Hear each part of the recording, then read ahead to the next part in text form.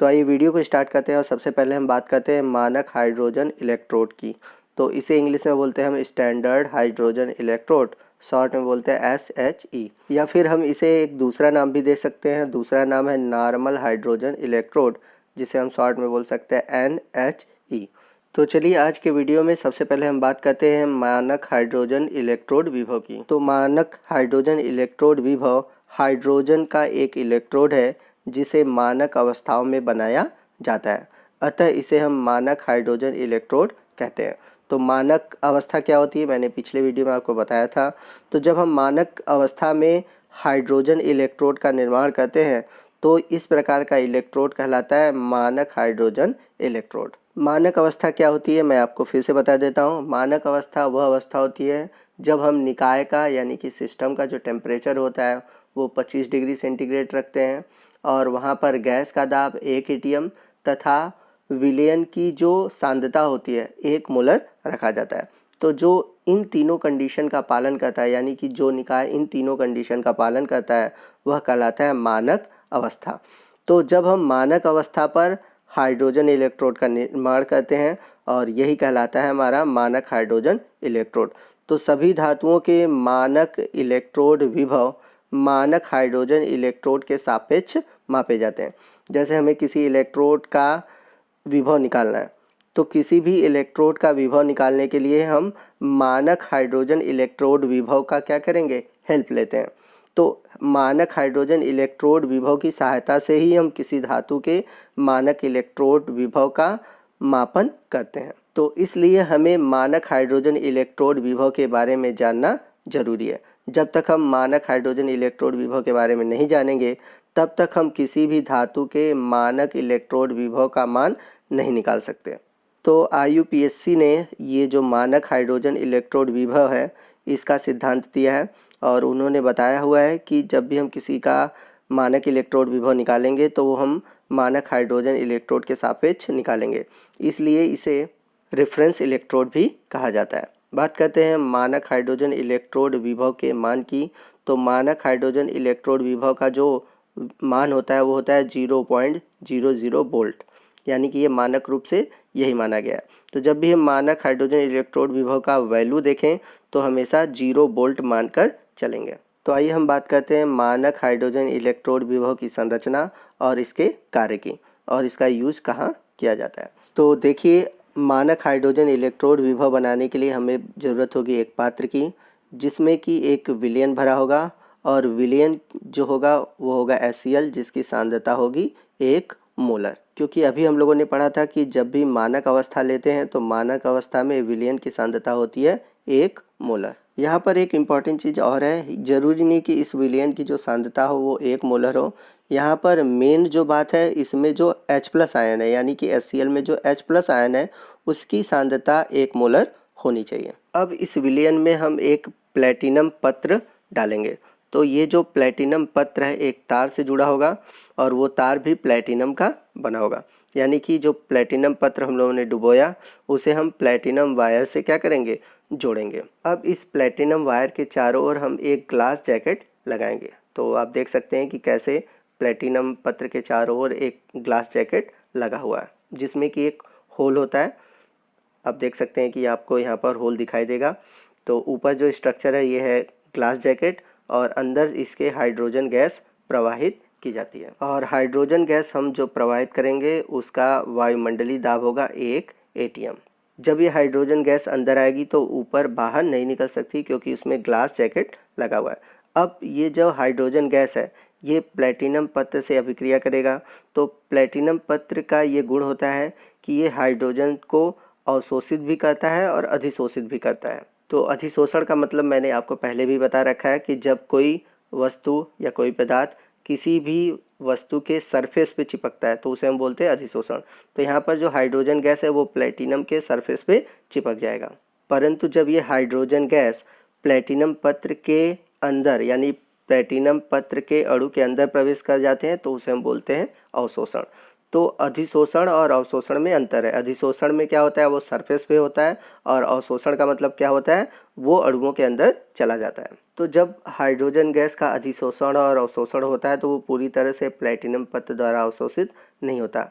तो कुछ जो हाइड्रोजन गैस होते हैं वो बुलबुलों के रूप में बाहर निकलने लगते हैं। तो आप बुलबुले के रूप में यहाँ पर देख सकते हैं हाइड्रोजन गैस को निकलते हुए। तो आपको ये जो संरचना दिख रही है, यही संरचना है मानक हाइड्रोजन इलेक्ट्रोड की। आइए अब देखते हैं कि हम इसे कैसे लिखते हैं। तो लिखने के लिए मानक हाइड्रोजन इलेक्ट्रोड के निर्माण के लिए एक पात्र में हाइड्रोजन क्लोराइड का 1 मोलर विलयन लेते हैं। अब इस 1 मोलर विलयन में हम प्लेटिनम तार से जुड़े हुए एक प्लेटिनम पत्र को डुबो देते हैं। प्लेटिनम पत्र तथा प्लेटिनम तार चारों ओर ग्लास जैकेट लगाकर उसमें 1 एटीएम दाब पर हाइड्रोजन गैस प्रवाहित करते हैं। तो जैसा कि अभी आपने पीछे देखा था कि प्लेटिनम पत्र तथा प्लेटिनम तार चारों ओर से ग्लास जैकेट द्वारा ढके होते हैं, और उसके अंदर हम 1 एटीएम दाब पर हाइड्रोजन गैस प्रवाहित करते हैं। फिर उसके बाद क्या होता है कि जो प्लेटिनम पत्र है, वह प्लेटिनम पत्र हाइड्रोजन गैस का अवशोषण एवं अधिशोषण दोनों करता है। तो अधिशोषण और अवशोषण मैंने आपको बताया ही है। यह निकाय में होने वाली विभिन्न अभिक्रियाओं पृष्ठ यानी कि सतह देता है। तो ये जो पॉइंट है इसको हम आगे वीडियो में समझेंगे, वहाँ पर आपका ये कंसेप्ट क्लियर हो जाएगा। तो इस पॉइंट को हम आगे पढ़ेंगे। इसके बाद मैंने बताया था कि हाइड्रोजन की वह मात्रा जो प्लेटिनम पर अधिशोषित या अवशोषित नहीं होती, वह विलयन से बुलबुले के रूप में बाहर निकल जाती है। तो ये था मानक हाइड्रोजन इलेक्ट्रोड की संरचना। नेक्स्ट हम बात करेंगे मानक हाइड्रोजन इलेक्ट्रोड की अभिक्रिया। तो मानक हाइड्रोजन इलेक्ट्रोड की कौन सी अभिक्रियाएं होंगी, कैसी अभिक्रियाएं होंगी, इनके बारे में हम जानेंगे। तो यहाँ पर ये प्लेटिनम पत्र है और हम मानेंगे कि यह हाइड्रोजन का एक मॉलिक्यूल प्लेटिनम पत्र द्वारा क्या हो गया, एड्जॉर्ब हो गया, यानी कि अधिशोषित हो गया। तो यहाँ पर मैंने आपको बड़ा सा दिखा दिया है ताकि आप आसानी से इसको समझ सकें। अब ये जो हाइड्रोजन सतह पर चिपके हुए हैं वो क्या होंगे, इनकी प्रॉपर्टी ये होगी कि वो ब्रेक कर जाएंगे और 2H+ आयन का निर्माण करेंगे, यानी कि हाइड्रोजन टूट जाएगा 2H+ आयन में और 2 इलेक्ट्रॉन का त्याग करेगा। और यहाँ पर उत्पन्न होने वाले जो हाइड्रोजन आयन है वो प्लेटिनम की सतह को छोड़कर विलयन में चले आते हैं। तो यहाँ पर देख सकते हैं यह अभिक्रिया एक ऑक्सीकरण अभिक्रिया है जो कि प्लेटिनम की सतह पर हो रही है। जैसा कि हम सभी जानते हैं कि जब इलेक्ट्रॉन का त्याग होता है तो वह अभिक्रिया कहलाती है ऑक्सीकरण, और यह ऑक्सीकरण अभिक्रिया कहाँ हो रही है, प्लेटिनम की सतह पर हो रही है। तो अभी हम लोगों ने पीछे पढ़ा था कि यह अभिक्रिया को सतह प्रदान करता है, तो इसका मतलब यही है, क्योंकि जो प्लेटिनम पत्र है यहाँ पर ऑक्सीकरण अभिक्रिया को सतह प्रदान कर रहा है। अब इस अभिक्रिया के साथ साथ एक और अभिक्रिया होगी, चूँकि विलयन में आपके H+ आयन बन रहे हैं। अब ये H+ आयन कहाँ से बने होंगे, तो जो विलयन में HCl है तो HCl टूटेगा तो H+ आयन और Cl- आयन में टूटेगा। तो ये जो H+ आयन है वो इलेक्ट्रोड के पास जाएंगे और इलेक्ट्रोड पर चूँकि इलेक्ट्रॉन है वो क्या करेंगे, इलेक्ट्रॉन को ग्रहण कर लेंगे और हाइड्रोजन गैस में बदल जाएंगे। यानी कि जो विलयन में H+ आयन बना हुआ है वो प्लेटिनम इलेक्ट्रोड से इलेक्ट्रॉन लेकर हाइड्रोजन गैस में परिवर्तित हो जाता है। इस प्रकार आप देख सकते हैं दो अभिक्रियाएं होती हैं, एक ऑक्सीकरण की और एक अपचयन की, और दोनों अभिक्रियाएं इस प्लेटिनम पत्र की सतह पर होती हैं। तो पहली अभिक्रिया में क्या हुआ कि जो हाइड्रोजन गैस थी वो प्लेटिनम की सतह पर चिपकती है और आपका टूट जाती है H+ आयन में, और H+ आयन विलयन में चला जाता है और जो इलेक्ट्रॉन होते हैं वो पत्र पर रह जाते हैं। और दूसरे अभिक्रिया में हम लोगों ने देखा कि जो HCl है, HCl टूटता है तो इसके जो H+ आयन है वो प्लेटिनम पत्र से इलेक्ट्रॉन लेते हैं और हाइड्रोजन में बदल जाते हैं। तो इस प्रकार हम देख सकते हैं कि ये अभिक्रियाएं प्लेटिनम के पृष्ठ पर होती हैं। और एक इम्पॉर्टेंट चीज़ आपको याद रखना होगा, प्लेटिनम एक अक्रिय इलेक्ट्रोड है, अतः यह किसी प्रकार की अभिक्रिया नहीं करता। तो इस प्रकार आप देखते हैं कि इस जो इलेक्ट्रोड है यानी कि जो प्लेटिनम का जो इलेक्ट्रोड है वह अभिक्रिया में कोई भी अभिक्रिया नहीं करता, यह सिर्फ पूरी अभिक्रिया में एक पृष्ठ यानी कि एक सतह की तरह कार्य करता है। और ये ऐसा इसलिए है क्योंकि जो प्लेटिनम इलेक्ट्रोड है यह एक अक्रिय इलेक्ट्रोड है। तो इस प्रकार आप देख सकते हैं अक्रिय इलेक्ट्रोड वे इलेक्ट्रोड होते हैं जो कि रासायनिक अभिक्रिया में भाग नहीं लेते, यानी कि ऑक्सीकरण और अपचयन अभिक्रिया नहीं करते, बस ये चालक की तरह कार्य करते हैं। तो इस प्रकार के इलेक्ट्रोड को हम बोलते हैं अक्रिय इलेक्ट्रोड। जैसे एग्जाम्पल के रूप में बात हो गई प्लेटिनम की। तो इस प्रकार हम देखते हैं कि मानक हाइड्रोजन इलेक्ट्रोड का ऑक्सीकरण विभव तथा अपचयन विभव दोनों शून्य होता है, अतः यह एनोड तथा कैथोड दोनों का कार्य करता है। तो दोस्तों ये था आज का टॉपिक, और आज का टॉपिक आपको कैसा लगा आप ज़रूर हमें कमेंट करके बताइएगा।